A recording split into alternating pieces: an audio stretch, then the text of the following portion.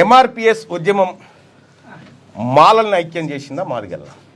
ఎంఆర్పిఎస్ ఉద్యమం ఎప్పుడు పీడిత కులాలందరినీ ఐక్యం చేసింది.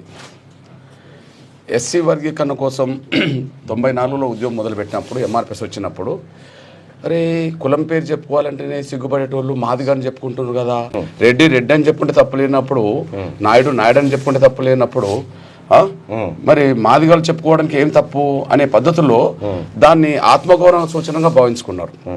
ఎప్పుడైతే మాదిగలు తమ ఆత్మగౌరవంగా సమాజం ముందుకు వచ్చారో మనం ఎందుకు చెప్పుకోవద్దని చెప్పి మన పీడిత కులాల సమాజం కూడా గప్పుడే రోడ్డు మీదకి వచ్చింది. ఇప్పుడు ఆ సమయం చూడండి, అప్పుడు మనకు మా రోజు వీరన్న ఎంఆర్పిఎస్ ఉద్యమం అనంతరం ఓహో పీడిత కులాల్లో చైతన్యం తీసుకురావాలి, ఒక ఐడెంటిటీ అలయన్స్ ఈ రెండు కలగలిపి చేయాలని చెప్పి ఆయన కూడా కొన్ని సంఘాలను ఏర్పాటు చేశాడు.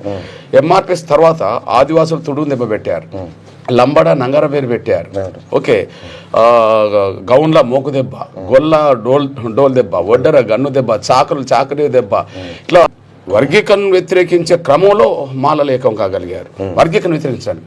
ఇక్కడ మిగతా పీడిత కులాల సమాజం అంతా వాళ్ళ రైట్స్ కోసం ఏకమవుతే అందరూ వీళ్ళు ఒక జాతి రైట్ను అంగీకరించకుండా ఉండడానికి వాళ్ళు ఏకమయ్యారు. ఇది అన్డెమోక్రటిక్ సంబంధించిన వాయిస్ అది. ఓకే.